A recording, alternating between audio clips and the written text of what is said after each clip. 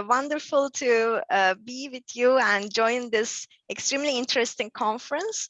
It's a great pleasure to deliver this keynote today. As you said, it's an area that I have been working on very intensively over the past 5-6 years. It's, for me, really interesting to think about looking back at the literature.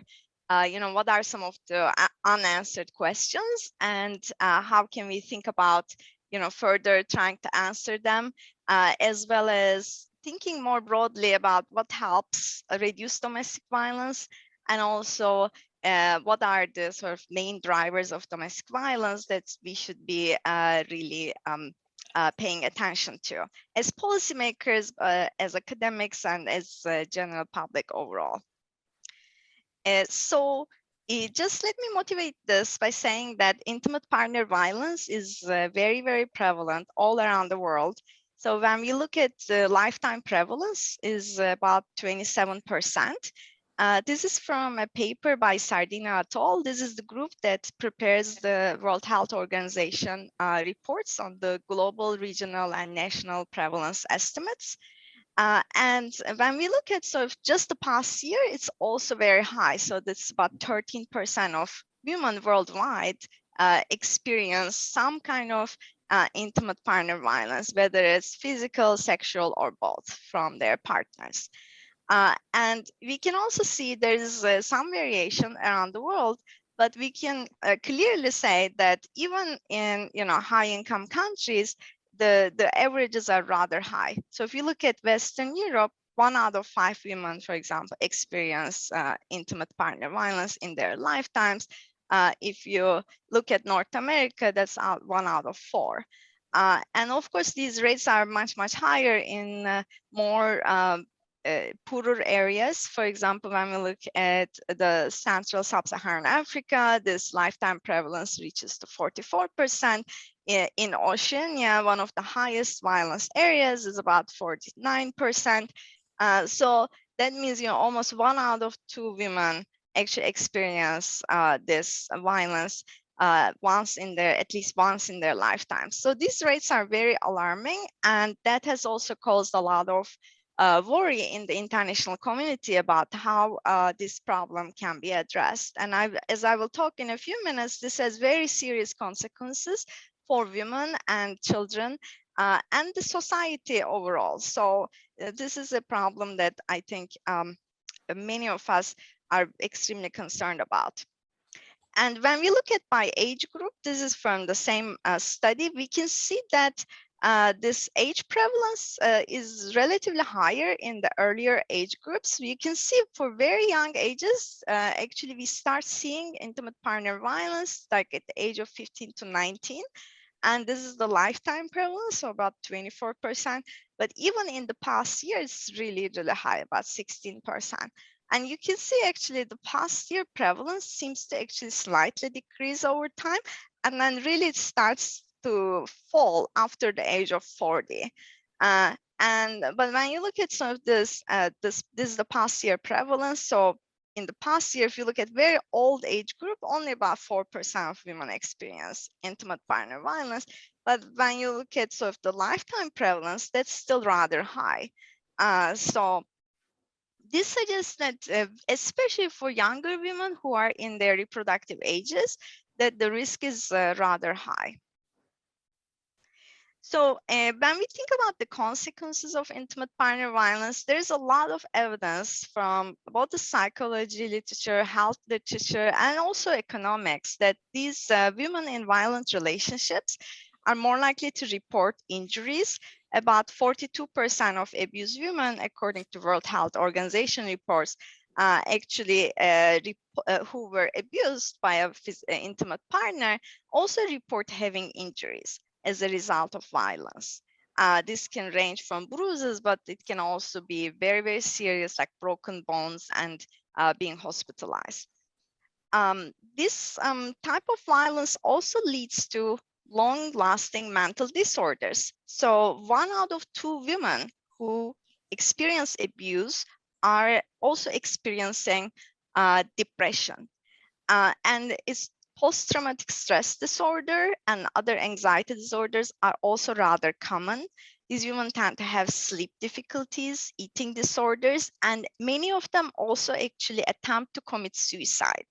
So as I say, at the end of here, this type of violence can result in death, but you know this fatal consequences are not just being murdered by the intimate partner, which is really high. About 38% of all murders against women are actually committed by intimate partners. But women also commit suicide. So the suicide rates among this population are also rather high. So I think when we think about sort of this health consequences, we sometimes overlook that this can result in death, but this is the risk of death is really high in this population. Furthermore, we can also see that these women tend to abuse alcohol and also abuse drugs and other substances. They have a harder time to continue their work, and they experience loss of wages, and that leads to productivity losses. I will talk about that in the next slide more. In addition, abused women have about 1.5 times higher likelihood of experiencing a sexually transmitted infection. Is rather prevalent, they are also more likely to test positive for HIV, and they're twice as likely to have an abortion. And these unintended pregnancies are also rather common in this group, so that results in abortion. And so all of these consequences for women are rather dramatic, but consequences for children are also rather concerning, I would say. And when we look at sort of economics literature, actually try to get at this quite a bit. In the previous slide, what I have shown was mostly correlational evidence, but some of these studies that I'm citing here, these are quasi-experimental studies. And what they have shown is that children born or raised in households where there is intimate partner violence are more likely to have lower birth weights, which we know is a very high, creates high risk for future development of the child, as well as so actually even like the lifelong outcomes of the child for cognitive development. These children have higher difficulty in relating to peers. They have delays in neurocognitive development. They tend to have lower IQ. And all of this, of course, also leads to a range of behavioral and emotional disorders. These children experience depression and also ADHD, and as well as sleep disorders, much more common than other children. And one more point that here I would like to make is that growing up in these families, of course, leads to an intergenerational transmission of norms, in the sense that when boys grow up witnessing domestic violence, they are much more likely to perpetuate violence later in life against their intimate partners.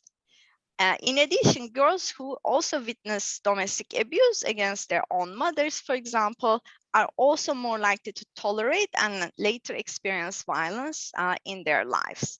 So this, for this, what we call the cycle of violence, this intergenerational transmission of norms is extremely important. And unless we break this cycle, actually we have very low chances of preventing future abuse.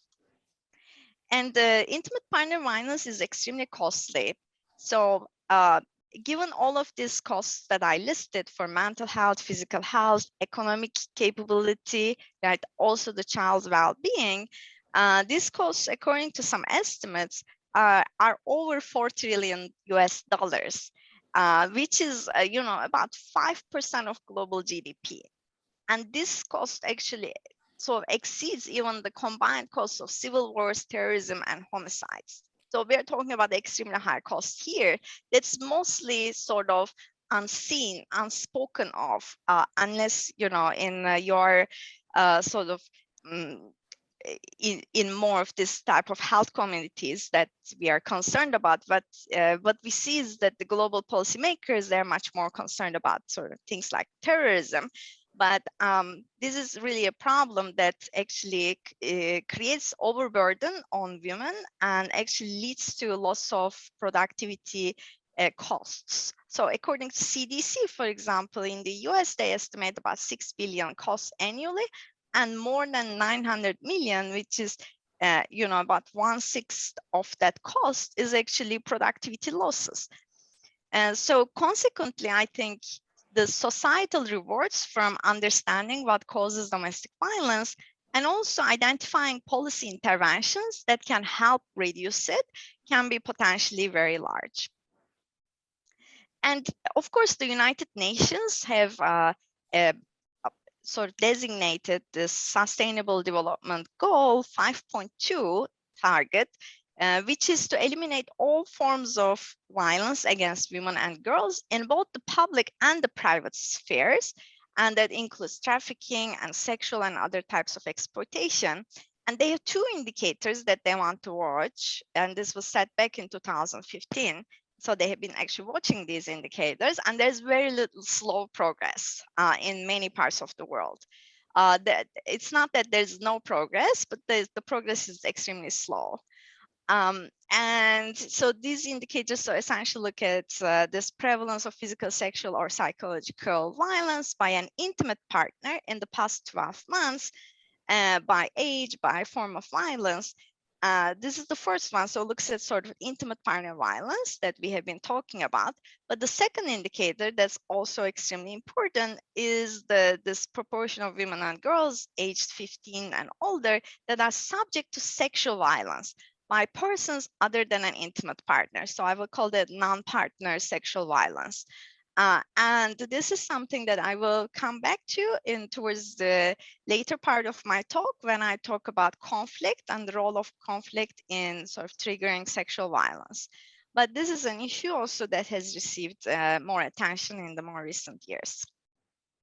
And so framing this, literature in domestic violence, we often tend to think about empowerment of women as a really important tool in reducing domestic violence, because one of the issues is that in parts of the world where women have weak bargaining power, domestic violence prevalence tends to be higher. So how can we empower women that can lead to less violence exposure? So when we look at this sort of theoretically, it's not actually obvious. So one set of theories that we call the bargaining theories argues that when we improve women's employment opportunities and income transfers, also other empowerment methods economically, let's say when we empower women economically, this is going to tend to increase the resources available to women, and it's going to lead to better outside options and likely therefore increase the women's bargaining status in their relationships. And because of that, because women can threaten to exit an abusive relationship, it should decrease their exposure to violence. And there is lots of work on this in economics, looking at theoretically, but also empirically. So we see that, for example, I will talk a little bit more later in a few slides, that unilateral divorce laws in the US, by improving the outside option of women, led to less violence. Or by reducing the gender wage gaps, women's sort of earnings increase relative to men, and that allows them to exit abusive relationships. And even if they don't exit, is the women who stay in the relationships are exposed to violence less. So there's lots of evidence in that front. A second set of theories, however, argues that there can be sort of significant backlash from men when women are empowered. And this can be driven by this women's employment that might challenge this so-called breadwinner roles that men have, that they should be the only person who makes a living in the household, or they should be the main person who sort of brings the money and has the main say in how the money is spent. So if they see that these roles are changing, that women have a more equal say in terms of the financial decisions in the household, that can actually trigger violence against women as an instrument for exerting dominance in the household. And men can also use violence to extract resources from their spouses. So in other words, there are two aspects to this. So the simple backlash theory just says that man's status is threatened, and they just sort of create this violence to get back their status, to protect their ego, essentially. But the second dimension is that men actually use violence for resource extraction from the spouses that now earn more. Okay, so that's sort of the extractive motive that can accompany in some cases, doesn't always appear, but we see that also appearing in some cases. And for example, Bulahan Rao from India, in India case, they showed that the women whose parents are wealthier might actually face more violence if the initial dowry payments are low, so that men actually get more dowry in return for this violence. I have some work I will talk a little bit more, and I will talk about Bowman's paper a bit more too, but what I can say briefly is that in general, what we see is that in contexts where stigma is generally appears when women, for example, separate or divorce, it makes it very hard for women to exercise violence because men actually know that women are locked in to relationships, and that increases the incentives to use violence for instrumental purposes. In this part, what I want to focus on is that I want to give you some examples of women's empowerment and what we know from the literature about how these empowerment changes lead to more or less domestic violence, supporting either the bargaining channel or the backlash channel. And as I said, the key thing I think to understand is that whether this empowerment really creates a credible threat point as an outside option that women can credibly point out to abusive men that if they don't stop, they're going to exit. If there is no such credible outside option, even if women argue that they might exit, because men know that they will never do it because social costs are so high, that they might still continue to use violence. So as Michal was saying, and one of the areas that I focused on in my research is the role of education. And education can be thought of as an important channel that can lead to less domestic violence. So there are different channels in which education can be very powerful. One is the role of attitudes, right? So when women get more education, their attitudes can improve. They might have a new sense of self-worth, and they may not tolerate violence. Another channel could be matching in the marriage market. So a more educated woman might be more likely to marry a higher quality husband.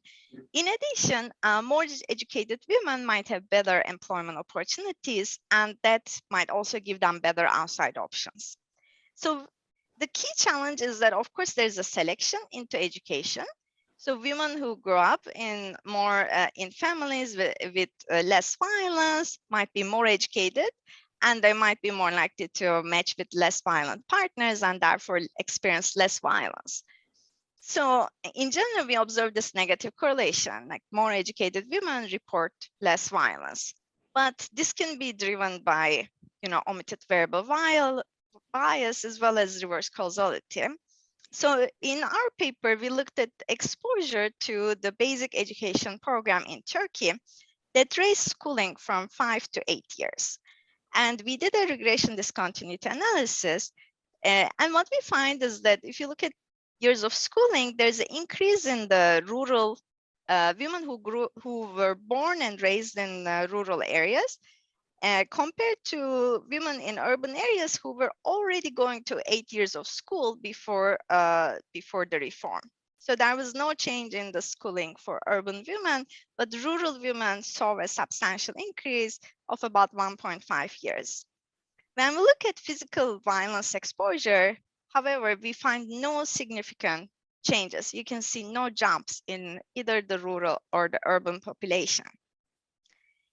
For psychological violence, we see instead a jump. And in the psychological violence, we have things like, for example, threats of violence, humiliation, scaring, and so on.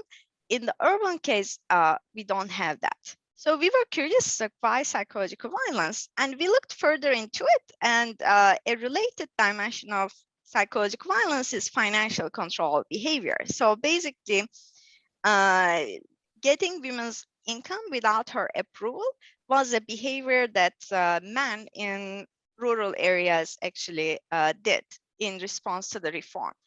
And this really complements this instrumental theories of violence in the sense that we see, one of the things we see is that these women exposed to the reform were much more likely to be employed and have higher personal incomes. So it created an incentive for men to use financial control behavior to extract resources from women who are now earning more. And our hypothesis is that even though these women earned more, they didn't earn enough to really create a very large outside option.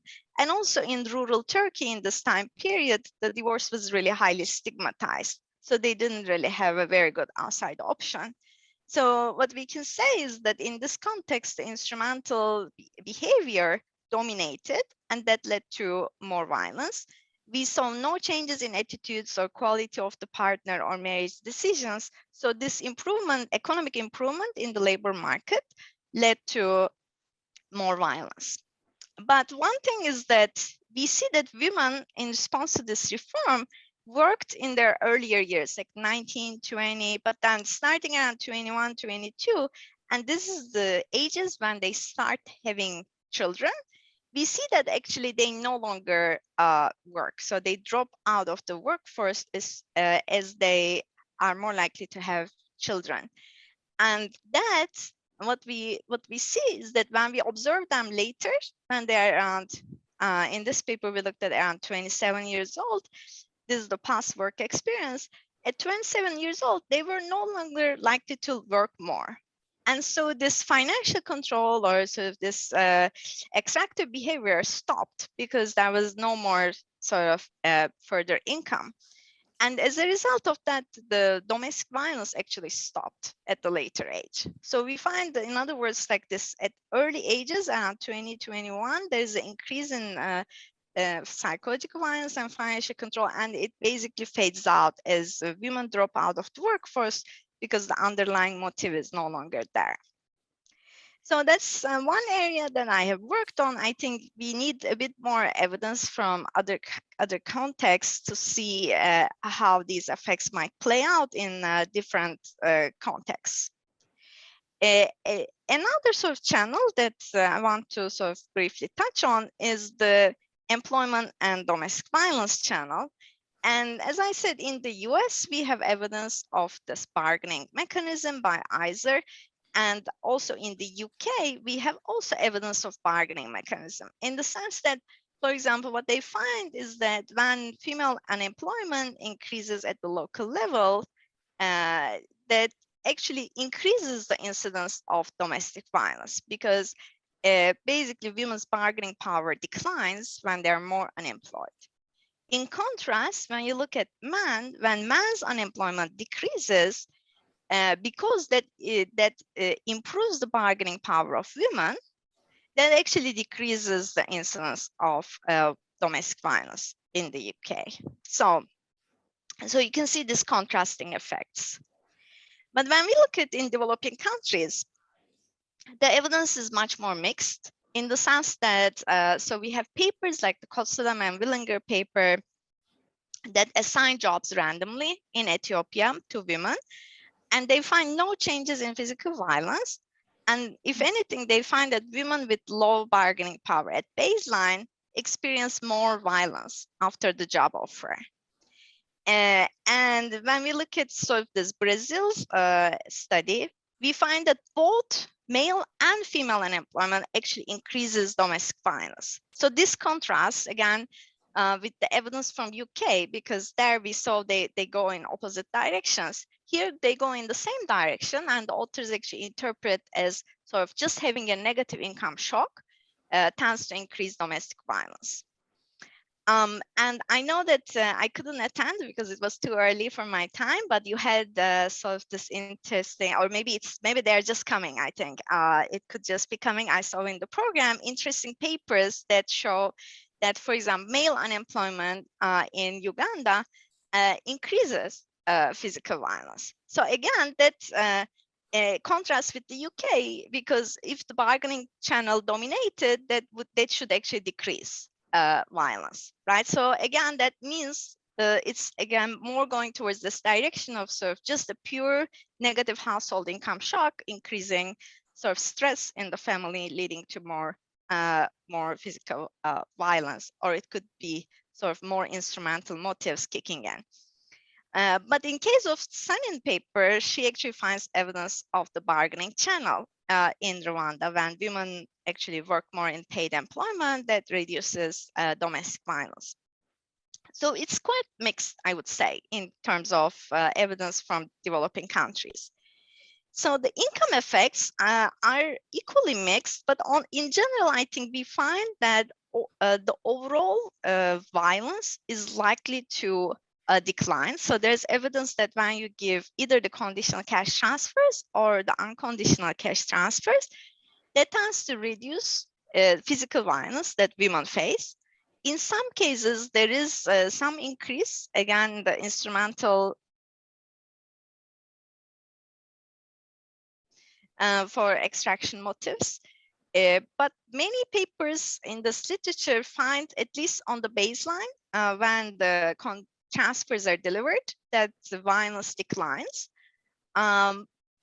But there's always some kind of heterogeneity, like the Angelici paper, for example, finds that when there's large transfers, that actually might trigger aggression from husbands who hold traditional gender views. So again, what that means is that when women are sort of all of a sudden empowered in a household where the man thinks he's the main breadwinner, that can undermine his status, and he can react with more violence. And in terms of domestic violence laws, I mentioned you the US study already, so that finds unilateral divorce leads to less violence, supporting bargaining channel. But there's a new JD paper in Mexico, relatively new, let's say, and that actually finds that no changes in the short run in Mexico. But it increases violence in the long term. And what their findings are consistent with this violence being used to prevent women from leaving marriage. Right? They might actually use violence as a means of sort of keeping women more locked in to marriages. And again, I think it's kind of suggests the contrast between the US case and the Mexico case, where in the Mexico case, men are already more empowered, so they actually have the society sort of supports these norms to use violence for these purposes, where in the US, the access to legal services and the different social norms makes this a lot less likely. And when we look at sort of this access to formal institutions, so there's lots of ongoing research, and I think these are the papers I missed in this last two bullet points. The first one, so they look at sort of women's police stations, or what's called women's justice centers in India and in Peru. And in both cases, they find like increase of reporting of crimes to the police. In the second case, they also find like a decline in the female deaths. And this is similar to the evidence from Spain, where you heard this specialized courts increase the reporting of violence, right? So this, again, like an improvement in the formal institutions actually helps women report better. But for example, this India paper and the Spain paper, they find no changes in the actual incidence of violence. And I think this, we don't know, for example, also in the case of the Colombia paper, you heard about that this is like self-reported prevalence. In case of sort of the evidence from UK, that's a little bit different. So that's about police behavior, not necessarily like a change in the formal institution, but sort of change in how the police reacts. And that's, I think, promising, where they show that arrests actually end up deterring domestic violence by reducing repeat victimization. So I think we need, like, sort of, again, more research in this area to understand a little bit better, like, what are the drivers of reporting versus the drivers of actual incidents of violence.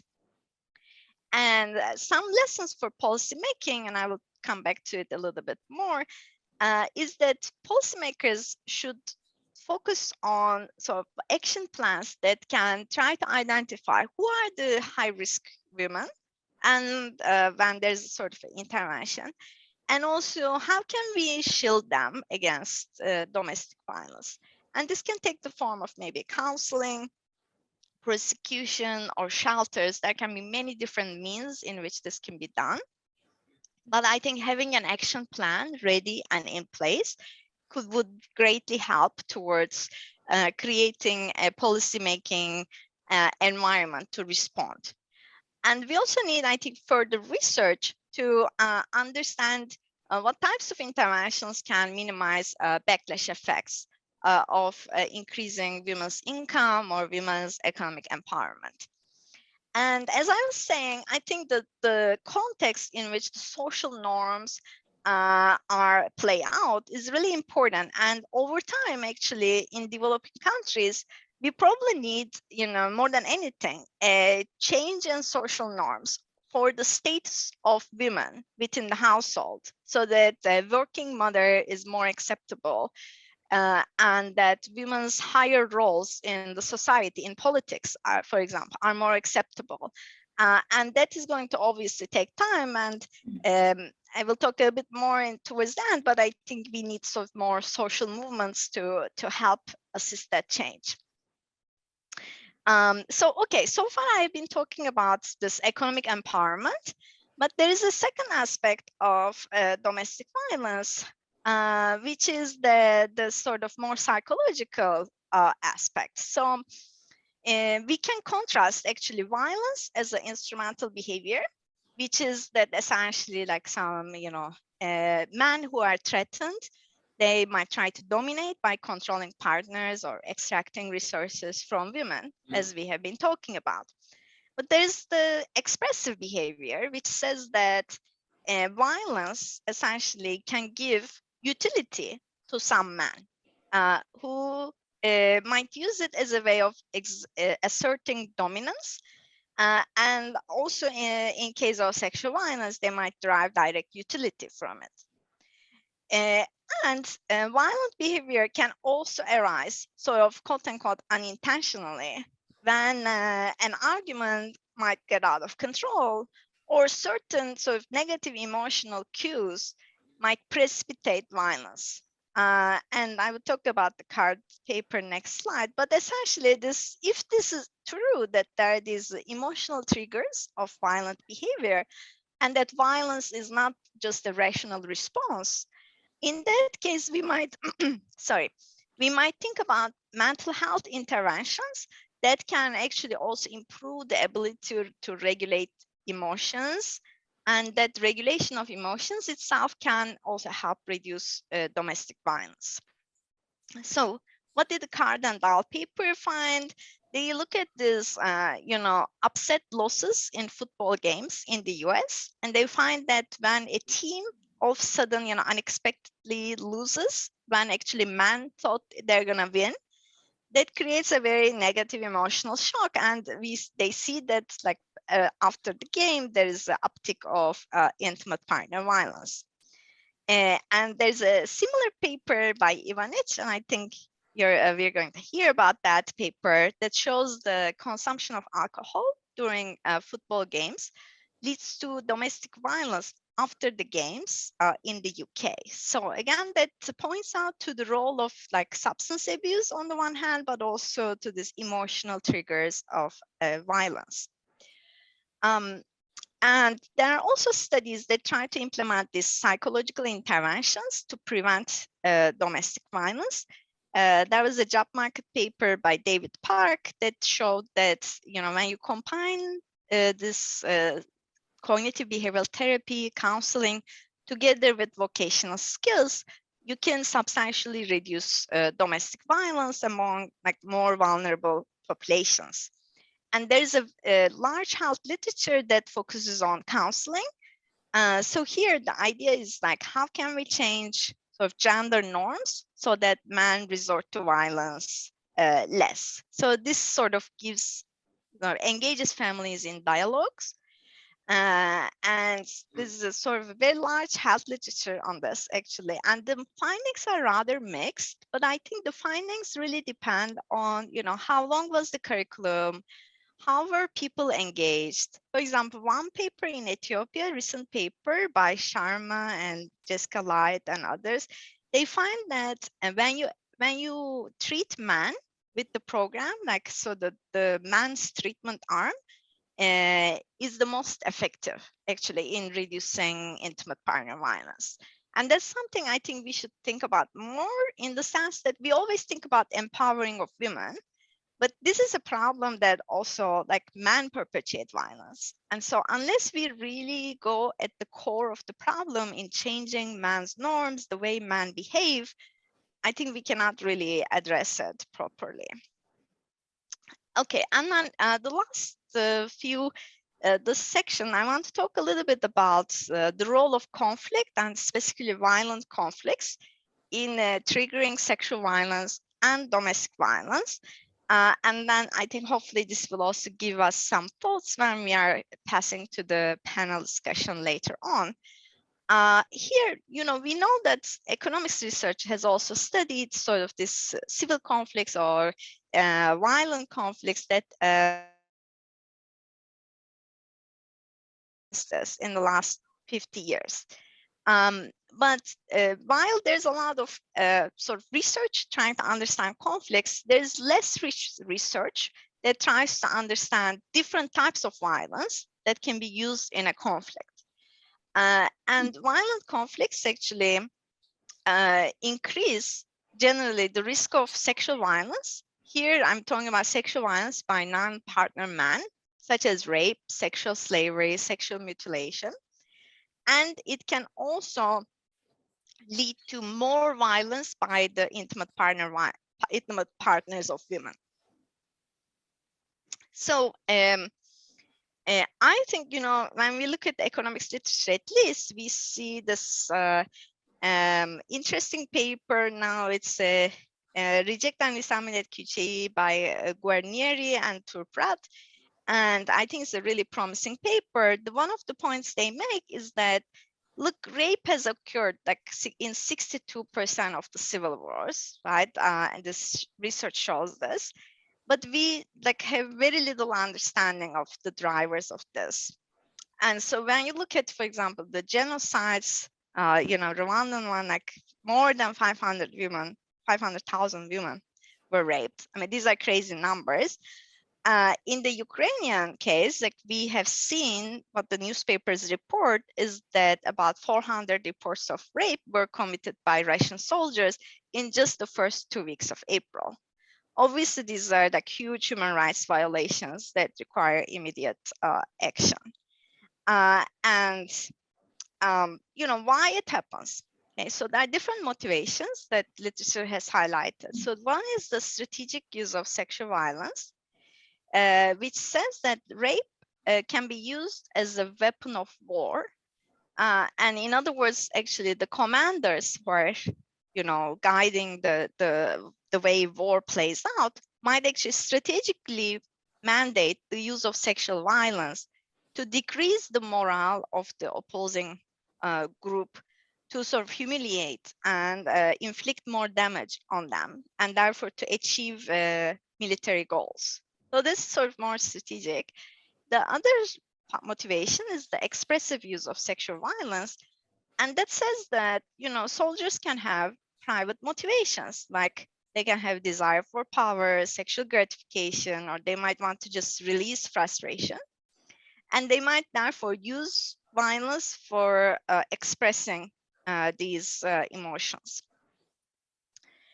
And in this Guarneri and Turprat paper, they have a map that shows by ethnic groups what was the prevalence of conflict-related sexual violence.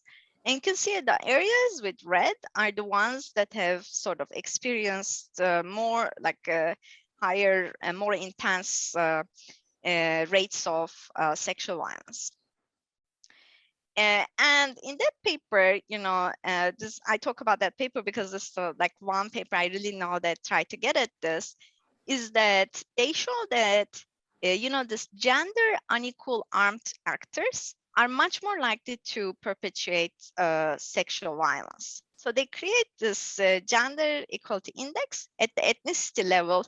And what that shows is that if an ethnicity has norms that are very gender unequal, they are much more likely to use sexual violence as a weapon of war. Another interesting finding in that paper is that the larger the cultural distance in gender norms between these ethnic groups, the more the violence might appear. And in particular, the group with the more gender unequal norm is likely to perpetuate violence against the group with more gender equal norms.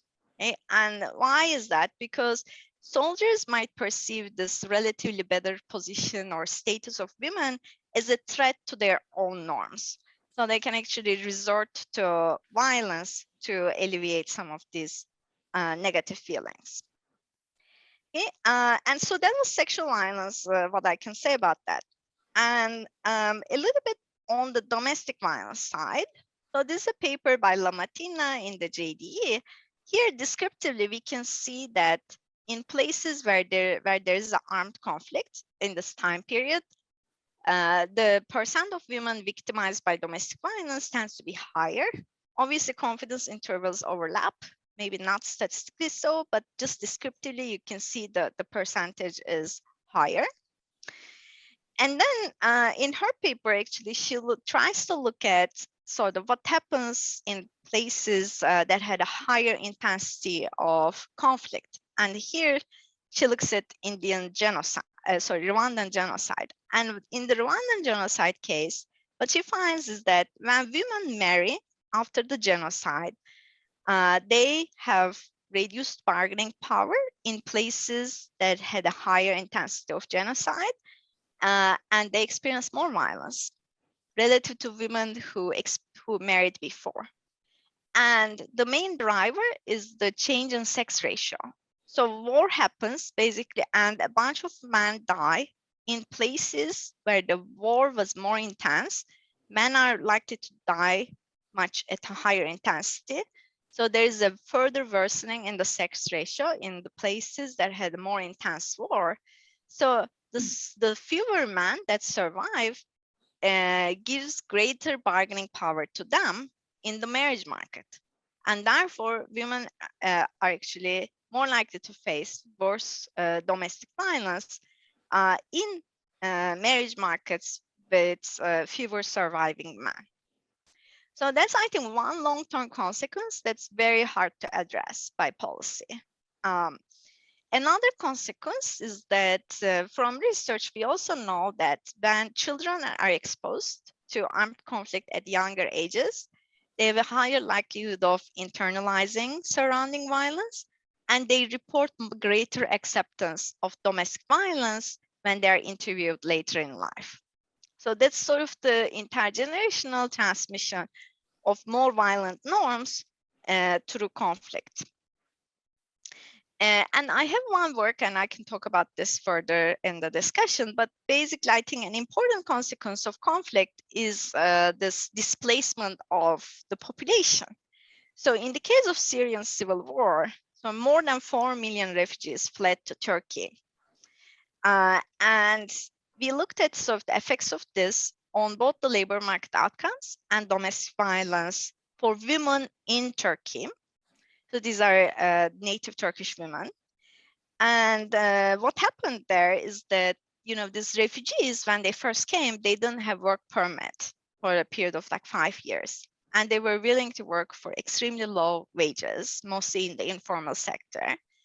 And this led to very large-scale displacement of native population, particularly like for the informal sector. Both men and women were displaced, but because women work more informally and more sort of in the sectors that refugees started to work, like agriculture, so on, they had larger effects on the displacement of less educated women.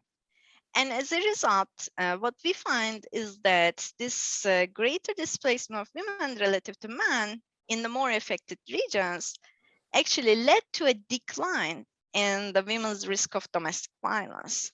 And again, this is actually consistent with instrumental theories. And we hate to find it, but again, what that means is that when women were working, they were exposed to more violence uh, by men who were trying to maybe control them or extract resources from them.